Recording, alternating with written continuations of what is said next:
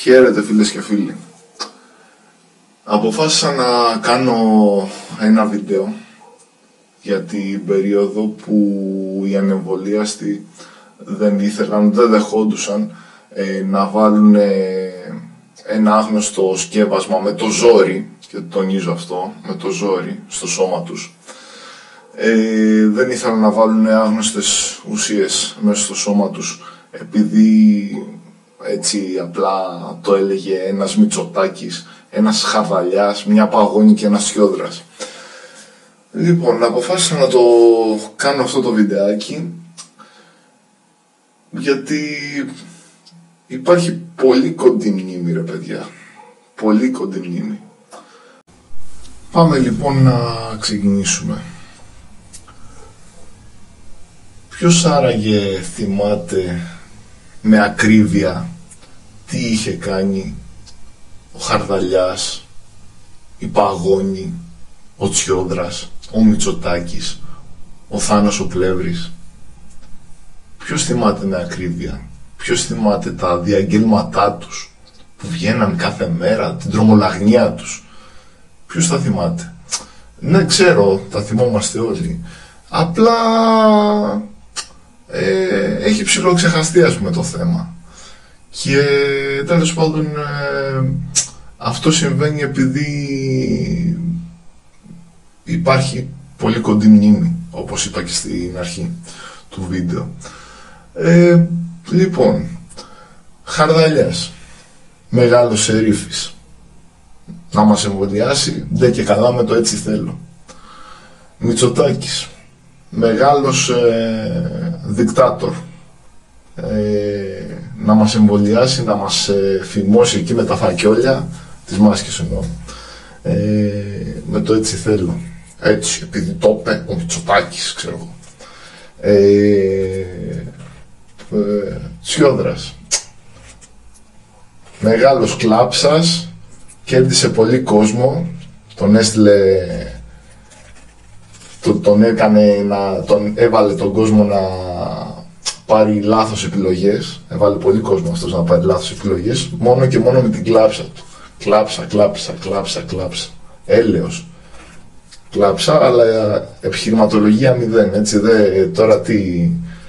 Δεν ήταν τώρα όλα αυτά που λέγανε αυτοί, δεν ήταν επιστημονικά, πώς το λένε, επιστημονικά στοιχεία τώρα. Αυτοί λέγανε ό,τι να είναι, να πούμε, και στην ουσία μας λέγανε στον ελληνικό λαό ότι ξέρεις κάτι, πρέπει να φορέσει τη μάσκα επειδή έτσι το λέει ο Μητσοτάκης, η κυβέρνηση, η οποία είναι αυτοδύναμη, η οποία πήρε εντολές από εκεί, και αν δεν το κάνουμε έτσι θα μας σκίσουνε, και αν αυτό, και θα φας πρόστιμο, και θα κάνεις και θα φτιάξεις και θα φας πρόστιμο αν δεν κάνεις εμβόλιο. Λοιπόν, όλοι αυτοί με 4 πιο βασικούς, 5 πιο βασικούς, πώς τον ξέχασα? Είδατε, τον ξέχασα μέχρι και εγώ. Το Βασιλακόπουλο, βρε. Το Βασιλακόπουλο. Άλλος καραγκιόζης αυτός. Δηλαδή έλεος. Επιστήμη, λέει ο Βασιλακόπουλος. Τι να πω. Λοιπόν, συνεχίζοντας να πω ότι να σχολιάσω λίγο ότι το ποιοι κατέβαιναν στις πορείες των ανεμβολίαστων και με ποιον τρόπο κατάφεραν να αλλάξουν την κοινή γνώμη όλης της κοινωνίας, και με ποιον τρόπο κατάφεραν να φτάσουμε σήμερα να υπάρχουν, δόξα τω Θεώ, να υπάρχουν ανεμβολίαστοι άνθρωποι στην Ελλάδα, ανεμβολίαστοι Έλληνες τέλος πάντων, και να υπάρχουν άνθρωποι που δεν έχουν κάνει αυτό το σκεύασμα. Γιατί να επενθυμίσω ότι τις παρενέργειες όχι απλά τις είδαμε, καλά είδαμε και παρενέργειες, εντάξει, να μην αναφερθούμε τώρα, τα έχουμε δει όλοι τώρα, τους θανάτους και όλα αυτά, αλλά αμέσως μετά τα εμβόλια κτλ. Αλλά παιδιά, παρενέργειες θα τις δούμε και μελλοντικά, σε βάθος πενταετίας, δεκαετίας, και θα ήμουν πολύ λυπημένος αν είχα πέσει στη παγίδα αυτών και είχα κάνει το εμβόλιο πραγματικά. Οπότε να σχολιάσω λίγο πώς, με ποιον τρόπο κατάφεραν αυτοί που λέμε αντιεμβολιαστές να αλλάξουν την κοινή γνώμη, ούτως ώστε σήμερα να μην υπάρχει υποχρέωση ούτε για rapid στην εργασία. Σήμερα, χθες καταργήθηκε, αλλά αυτό δεν είναι απλά ότι καταργήθηκε. Μην πιστεύετε ότι έφυγε ο ιός κτλ. Είναι ότι είμαστε σε προεκλογική περίοδο και θέλουν να το παίξουν καλή, πρώτα απ' όλα, και δεύτερον είναι και ότι κάποιοι δώσανε αγώνα για να μην υπάρχει σήμερα rapid και για να υπάρχει ανεμβολίαστος πληθυσμός στην Ελλάδα. Και αυτό έχει τη σημασία του. Δεν θα κάτσω να αναλύσω τι σημασία έχει σε αυτό το βίντεο, αλλά έχει τη σημασία του το ότι υπάρχει ανεμβολίαστος πληθυσμός στην Ελλάδα. Να ξέρετε ότι οι ανεμβολίαστοι, αυτό το κίνημα των ανεμβολίαστων που λέμε, στη συντριπτική τους πλειοψηφία ήτανε πατριώτες και εθνικιστές, και είναι έτσι, πατριώτες και εθνικιστές.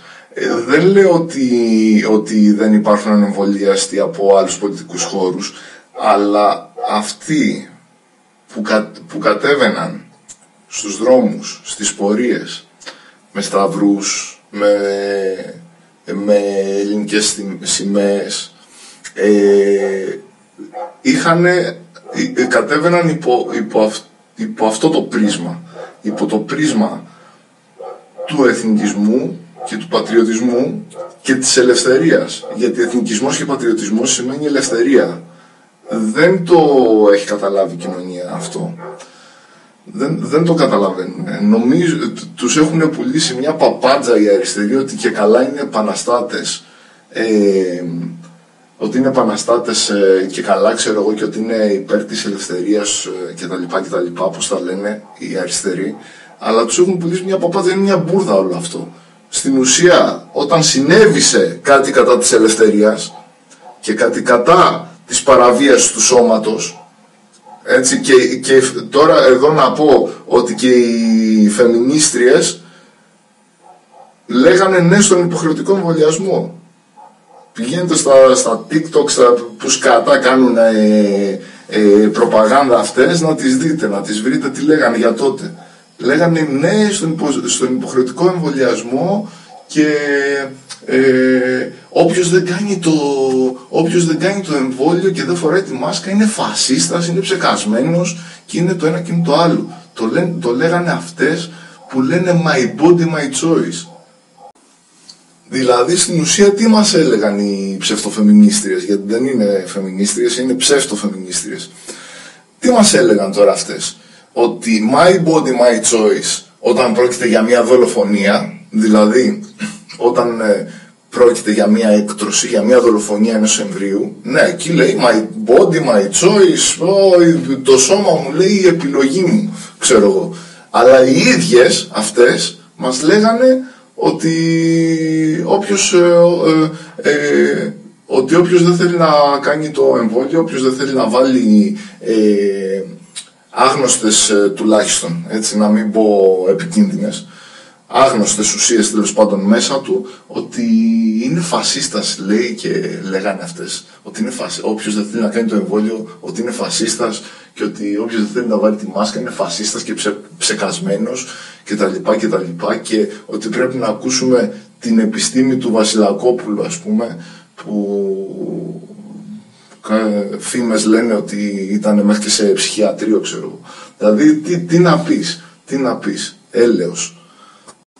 Δηλαδή για τις φεμινίστριες είναι my body, my choice, το σώμα μου η επιλογή μου, και καλά, ξέρω εγώ, όταν πρόκειται για μια έκτρωση, παύλα δολοφονία ενός εμβρίου, αλλά δεν είναι my body, my choice Δεν είναι το σώμα μου και η επιλογή μου εάν δεν θέλω να κάνω το κολοεμβόλιο του Χαρδαλιά, έτσι, του Βασιλακόπουλου και του Μητσοτάκη. Για να καταλάβετε τι παπάντζα σας πουλάει η αριστερίλα. Οι φεμινίστριες είναι στην αριστερίλα, στους αριστερούς, στους woke, πώς αλλιώς να σας το πω, σας δουλεύουνε μες στη μάπα σας, ότι ναι, είναι σώμα μου, επιλογή μου και καλά όταν, όταν θέλω να δολοφονήσω το παιδί μου, αλλά δεν είναι σώμα μου και επιλογή κάποιου που δεν θέλει να βάλει μια επικίνδυνη ουσία μέσα του, ξέρω εγώ. Ανατρέξτε σε οποιαδήποτε μεγάλη πορεία των ανεμβολίαστων. Πηγαίνετε, δείτε βιντεάκια, δείτε φωτογραφίες, βιντεάκια τέλος πάντων. Πηγαίνετε. Θα παρατηρήσετε ένα συγκεκριμένο στοιχείο. Θα δείτε, στις μεγάλες πορείες μιλάω, έτσι. Δεν μιλάω για μικρές, τέλος πάντων, κάτι καθιστικές διαμαρτυρίες και κάτι που ήταν 20 άτομα. Μιλάω για τις μεγάλες πορείες. Θα παρατηρήσετε παντού ελληνικές σημαίες, παντού σταυρούς, ορθόδοξους σταυρούς. Θα παρατηρήσετε το εθνικό στοιχείο. Και αυτό πολεμάγανε και οι ψευτοφεμινίστριες που έλεγαν νωρίτερα, τέλος πάντων. Θα παρατηρήσετε ότι παντού υπήρχαν εθνικές σημαίες. Θα παρατηρήσετε ότι καταρχάς δεν νομίζω να βγει και κάποιο κόμμα από τα κόμματα της Βουλής κατά των υποχρεωτικών εμβολιασμών και κατά των μασκών και κατά των μασκών στα παιδιά. Δεν νομίζω να συνέβη σε κάτι τέτοιο. Και όλα τα κόμματα, Νέα Δημοκρατία, ΣΥΡΙΖΑ, όλα τα κόμματα της Βουλής ψήφισανε ναι στον υποχρεωτικό εμβολιασμό. Εκτός από όλα τα άλλα, έτσι, τις μάσκες και όλα αυτά. Ψηφίσανε και ναι στον υποχρεωτικό εμβολιασμό. Και έτσι ψήφισε και ο Βελόπουλος, δεν διαφοροποιείται. Τώρα, εντάξει, κοροϊδίες, όλα τα υπόλοιπα που πάει να πει ο Βελόπουλος είναι κοροϊδίες για να αποπλανήσει το κοινό, μπας και το ξαναψηφίσουν, αλλά πού, εντάξει, καταλαβαίνει και ο κόσμος, δεν είναι χαζός, είπαμε. Τέλος πάντων, θα παρατηρήσετε αυτό το εθνικό στοιχείο και, εντάξει, όχι το ελληνοορθόδοξο στοιχείο θα παρατηρήσετε, εάν πάτε να δείτε ποιοι κατέβαιναν στις μεγάλες πορείες των ανεμβολίαστων. Και σε αυτούς χρωστάμε σήμερα το ότι δεν έχουμε καν rapid. Σε αυτούς χρωστάμε ότι δεν ζωήσανε κι άλλο τα πράγματα, όπως σε άλλες χώρες που δεν υπήρξε αντίσταση για αυτό το θέμα. Σε αυτούς χρωστάμε ότι μπορέσαμε, έστω και με πρόστιμα, έστω και με καραντίνες και με πρόστιμα και με, ξέρω εγώ, και με 300 και με πώς τα λέγανε, μπορέσαμε να μείνουμε ανεμβολίαστοι. Σε αυτούς το χρωστάμε. Δεν το χρωστάμε σε αυτούς που είπανε ναι στον υποχρεωτικό εμβολιασμό, ρε παιδιά. Δεν το χρωστάμε στη Νέα Δημοκρατία. Δεν το χρωστάμε στο ΣΥΡΙΖΑ, που ήταν και αυτός, είχε την ίδια στάση με τη Νέα Δημοκρατία. Δεν το χρωστάμε στο ΜΕΡΑ25, που είχε και αυτό και το ΜΕΡΑ25 την ίδια στάση. Δεν το χρωστάμε σε κανέναν από αυτούς. Το χρωστάμε ούτε στο ΚΚΕ ούτε στο ΚΚΕ το χρωστάμε, φυσικά, και στο, ξέρω εγώ, ποιος άλλος είναι. Όλη η Βουλή ψήφισε ναι σε αυτά. Ήταν όλοι μια γροθιά, ξέρω εγώ, κορονοβλαμμένοι όλοι, ρε παιδί μου. Δεν το χρωστάμε σε αυτούς. Το χρωστάμε σε αυτούς τους πατριώτες που σηκώθηκαν από τον καναπέ, σε αυτούς τους εθνικιστές που σηκώθηκαν από τον καναπέ και πήγανε και διαμαρτυρηθήκανε και 1 και 2 και 5 και 10 και 100 μέρες και διαμαρτυρηθήκανε έντονα με τον τρόπο που ξέρουν αυτοί και φέρανε αποτέλεσμα, γιατί εάν δεν υπήρχαν και αυτοί ίσως να ήμασταν και όλοι εμβολιασμένοι σήμερα ή νεκροί ή φυλακισμένοι. Έτσι, γιατί στις χούντες έτσι γίνεται. Λοιπόν, το χρωστάμε σε αυτούς και φυσικά και το χρωστάμε και στο Εθνικό Κόμμα Έλληνες, που κατάφερε και συσπήρωσε όλον αυτόν τον κόσμο. Είναι πασιφανές ότι έχει συσπηρώσει τον πατριωτικό και τον εθνικιστικό χώρο. Έτσι. Και έτσι τον συσπήρωσε τον κόσμο και για τις πορείες των αντιεμβολιαστών. Το Εθνικό Κόμμα Έλληνες που το ίδρυσε ο Ηλίας ο Κασιδιάρης. Λοιπόν, σε αυτούς τα χρωστάμε όλα και αν δεν έχει γίνει, και χρωστάμε κι άλλα, και αν δεν έχει γίνει η Ελλάδα Ισλαμικό χαλιφάτο, σε αυτό το χώρο το χρωστάμε. Επίσης, δεν θα μπορούσα να μην αναφέρω τη δήλωση του Ανδρουλάκη, του πρόεδρου εκεί του Πασόκ, αυτού του λίγου, τέλος πάντων. Πολιτικά είναι πολύ λίγος, ρε παιδιά. Τι να πούμε, τι να κάνουμε τώρα. Ανδρουλάκης τώρα. Που τέλος πάντων ο Ανδρουλάκης του Πασόκ είχε βγει τότε που γινόταν ο κακός χαμός και όχι απλά στήριξε ο κακός χαμός με τα εμβόλια και τις μάσκες και ξέρω εγώ όλη αυτή την τρέλα που ζήσαμε και την οποία δυστυχώς σε μεγάλο βαθμό την έχουμε ξεχάσει σήμερα, ενώ δεν θα έπρεπε. Έτσι, λοιπόν, ο Ανδρουλάκης είχε βγει τότε μέσα στον κακό χαμό και είχε πει ότι όχι απλά λέει να πληρώνουν 300 ευρώ οι ανεμβολίαστοι, να μην βγαίνουν λέει από το σπίτι, ξέρω εγώ, να μην πάνε ούτε στο σούπερ μάρκετ, τίποτα, φυλακισμένοι μες στο σπίτι, ξέρω εγώ. Είχε βγει και το είχε πει σε ειδησιογραφικό πάνελ, τέλος πάντων αυτό, ή σε εκπομπή, δεν θυμάμαι πολύ καλά ακριβώς που το είχε πει, πάντως ήταν ή ειδησιογραφικό πάνελ ή εκπομπή. Πανελληνίας εμβέλειας φυσικά, έτσι, σε κάποια από τα μεγάλα κανάλια ήταν. Είχε παίξει και ένα βιντεάκι τότε με τον Ανδρουλάκη, το είχαν αποθηκεύσει κάποιοι και το είχαν βάλει στο TikTok, στο YouTube, στο Facebook και τα λοιπά, αλλά ρε παιδιά έψαξα να το βρω, να το παραθέσω, γιατί ήταν, δηλαδή πιστεύω ότι η δήλωση του Ανδρουλάκη τότε ήταν η πιο σκληρή δήλωση και από τις δηλώσεις του, ξέρω εγώ, του Χαρδαλιά και του Πλεύρη. Πραγματικά, έτσι, ήταν η πιο σκληρή δήλωση. Να μην έλεγε οι ανεμβολίαστοι φυλακισμένοι στην ουσία μέσα στο σπίτι τους, να μην επιτρέπεται να ξεμητήσουν από την πόρτα. Και το έχουν κατεβάσει από παντού τώρα. Δεν παίζει πουθενά αυτό το βιντεάκι. Όπου και να έψαξα, έκανα σκόνη όλα τα social, τα έψαξα, δεν υπάρχει πουθενά, το έχουν εξαφανίσει από προσώπου γης, λες και δεν το είπε ποτέ, αλλά το είχε πει.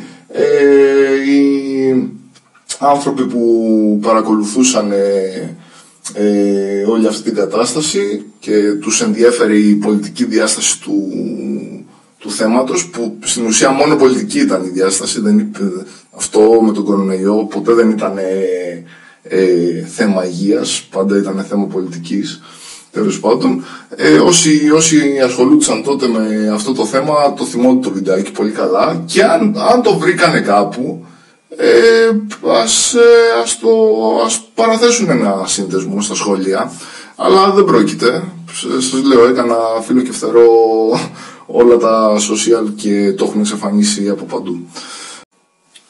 Ούτε στο Πασόκ τον χρωστάμε όλον αυτόν τον αγώνα κατά των υποχρεωτικών εμβολιασμών και γενικότερα των υποχρεωτικοτήτων κάθε λογής, τέλος πάντων, τον αγώνα κατά των μασκών χωρίς λόγο, των εμβολίων χωρίς λόγο, των μασκών στα παιδιά μας χωρίς λόγο, έτσι. Όλον αυτόν τον αγώνα που έφερε αποτέλεσμα, όντως έφερε αποτέλεσμα, γιατί αν δεν είχε φέρει αποτέλεσμα, το ξαναλέω, όλοι μας θα ήμασταν ή εμβολιασμένοι ή φυλακισμένοι σαν τον Ηλία τον Κασιδιάρη ή νεκροί. Λοιπόν, όλον αυτόν τον αγώνα δεν το χρωστάμε ούτε στο Πασόκ, ούτε στην Νέα Δημοκρατία, ούτε στο ΣΥΡΙΖΑ, ούτε σε κανέναν ψευτοδημοκράτη. Σε κανέναν ψευτοδημοκράτη. Το λέω και το ξαναλέω. Το χρωστάμε στους εθνικιστές και στους πατριώτες, οι οποίοι σήμερα έχουν συσπηρωθεί στο Εθνικό Κόμμα Έλληνες που ίδρυσε ο Ηλίας Κασιδιάρης. 21 Μαΐου έχουμε εκλογές. Έτσι. Λοιπόν, όποιον Όποιου δεν του άρεσε όλο αυτό που έγινε, διότι ήταν όλο αυτό που κάνανε εκεί οι χαρδαλιάδες και όλοι αυτοί, τέλος πάντων, το κάνανε για να περιορίσουν την ελευθερία μας. Δεν το κάνανε για την υγεία μας. Δηλαδή το λέω και γελάω, ρε πούστη μου. Πότε νοιάστηκαν για την υγεία σου, ρε Έλληνα? Πότε νοιαστήκανε για την υγεία σου? Δηλαδή τότε που κλείνανε όλα τα νοσοκομεία, τότε που απολύανε, ξέρω εγώ, όλο το νοσηλευτικό προσωπικό και έβγαινε ο Άδωνης Γεωργιάδης, είχαν απολύσει ξέρω εγώ πόσους νοσηλευτές, και έλεγε τότε ο Άδωνης Γεωργιάδης ότι εγώ τους απέλυσα, λέει, να μην μου παίρνει τη δόξα η Τρόικα. Σοβαρολογείτε, αυτοί νοιαστήκανε Έλληνες για το καλό της υγείας σας? Λοιπόν, εντάξει, τέλος πάντων, το έχει καταλάβει η κοινωνία τώρα αυτό σε μεγάλο βαθμό, έτσι. Απλά οι πολύ κολλημένοι δεν το έχουν καταλάβει ακόμα, αλλά θα το καταλάβουν και αυτοί στο τέλος. Όλος αυτός ο κόσμος που έβγαινε τότε στον δρόμο να διαμαρτυρηθεί κατά των υποχρεωτικοτήτων κάθε είδους, προερχόταν από τον πατριωτικό και τον εθνικιστικό χώρο που σήμερα τον εκφράζει το Εθνικό Κόμμα Έλληνες και έχουν συσπηρωθεί όλοι στο Εθνικό Κόμμα Έλληνες. Οπότε η επιλογή μας στις 21 Μαΐου που θα γίνουν εκλογές δεν μπορεί να είναι άλλη.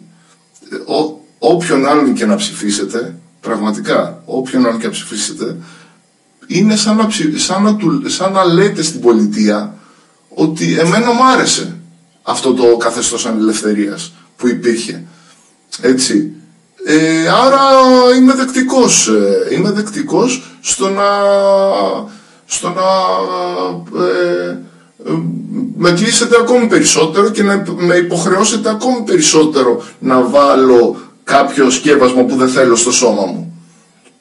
Είναι σαν να λέτε έτσι στην πολιτεία, και αυτό θα συμβεί, έτσι, εφόσον επιλέξετε να μην ψηφίσετε Εθνικό Κόμμα Έλληνες ή να μην ψηφίσετε τέλος πάντων τους εκπροσώπους του εθνικιστικού παύλα πατριωτικού χώρου που εκφράζεται από το Εθνικό Κόμμα Έλληνες σήμερα.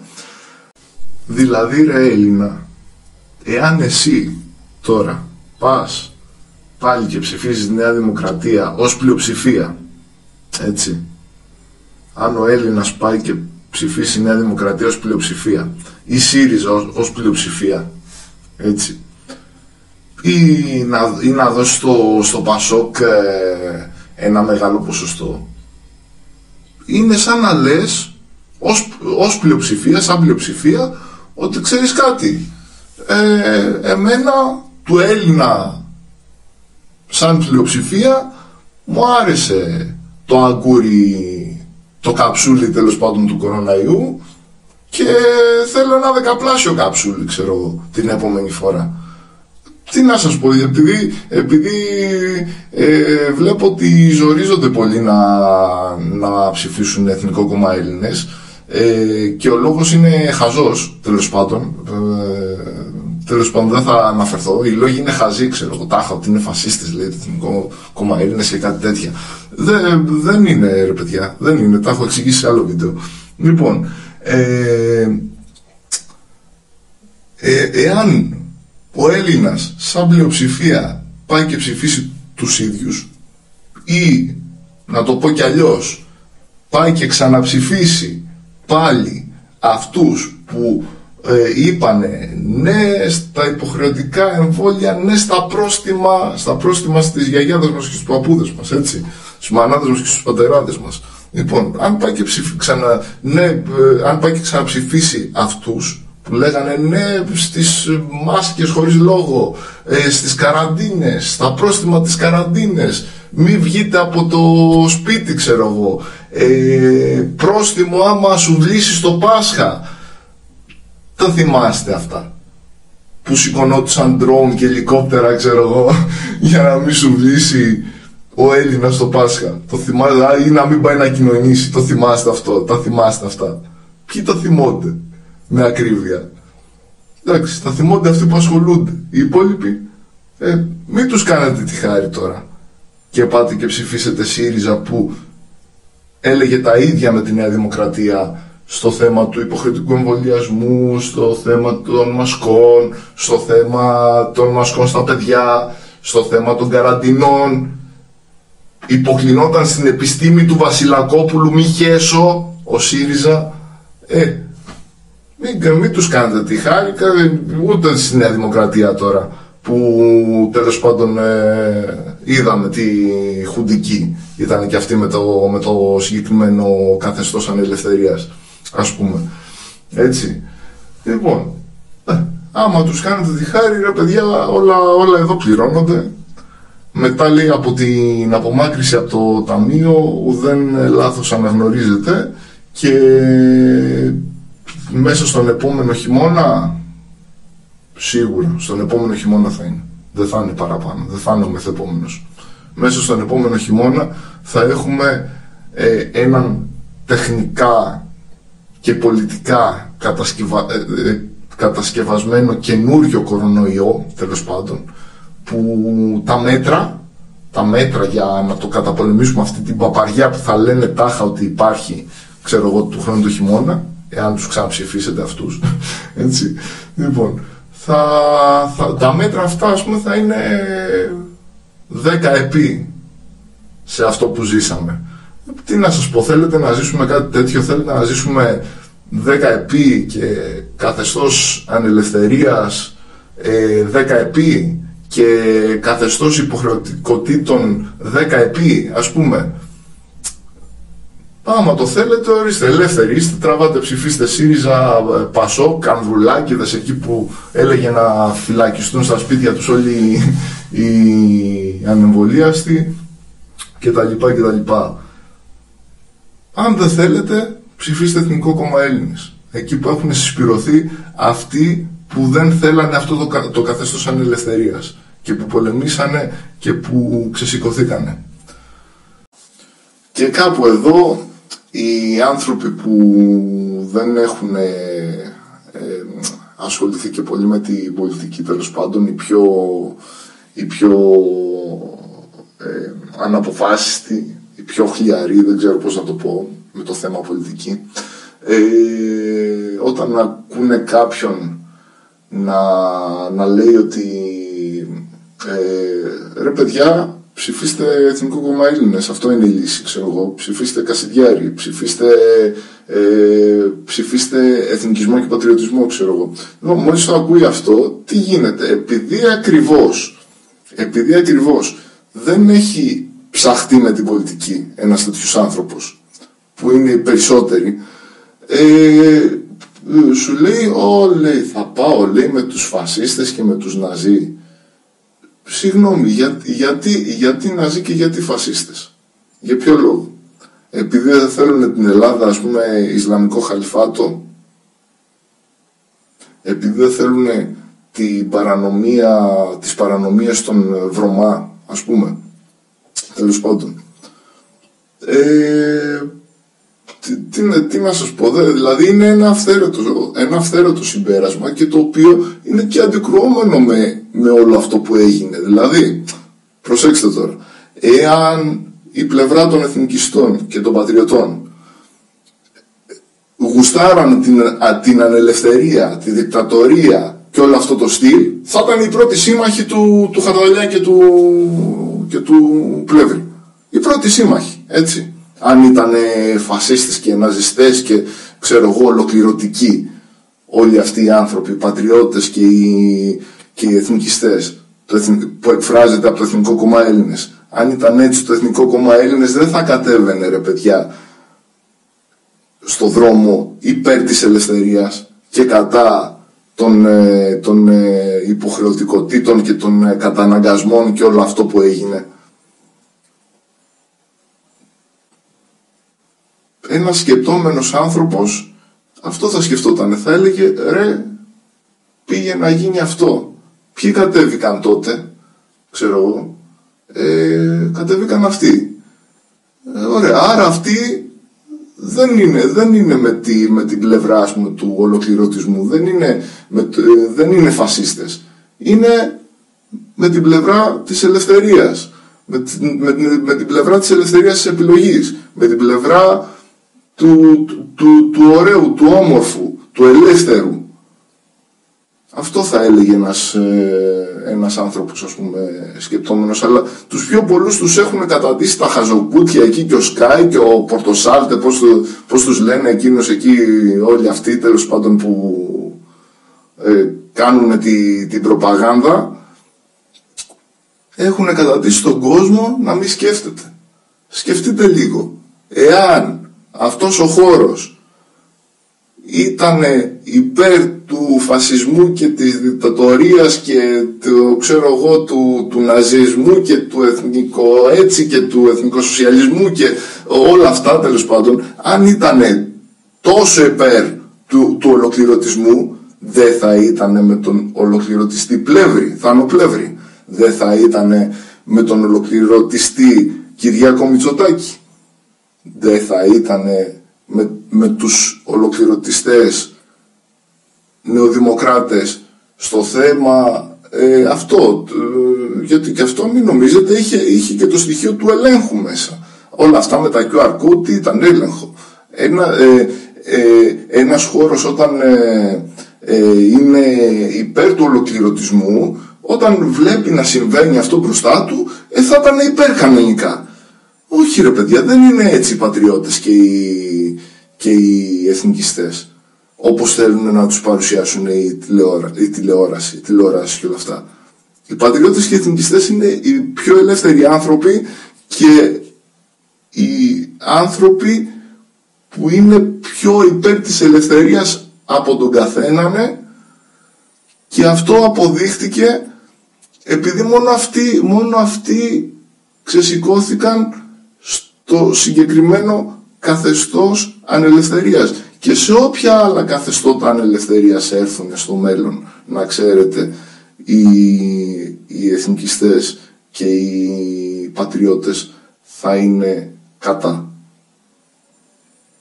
Τι να σας πω, εγώ είπα αυτά που σκέφτομαι, είναι δικιά μου άποψη, δικές μου απόψεις, δικές μου σκέψεις όλα αυτά.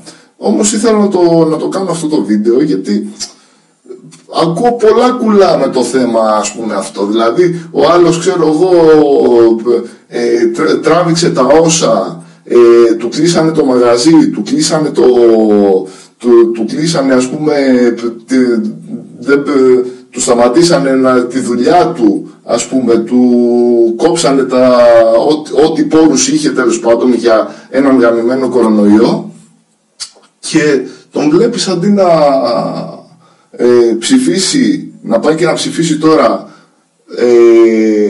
αυτούς που ήταν κατά όλου αυτού του συστήματος και γενικότερα κατά του συστήματος, έτσι, αντί να ψηφίσει αυτούς, θα πάει και θα μου ξαναψηφίσει ΣΥΡΙΖΑ, θα πάει και θα μου ξαναψηφίσει ΜΕΡΑ25, δεν ξέρω κι εγώ ποιον, δηλαδή αυτούς που ήταν υπέρ αυτού του συστήματος των υποχρεωτικότητων και όλα αυτά, και μετά από το χειμώνα θα μου κλαίγεται. Όχι ρε φίλε, δεν θα μου κλαφτείς από το χειμώνα.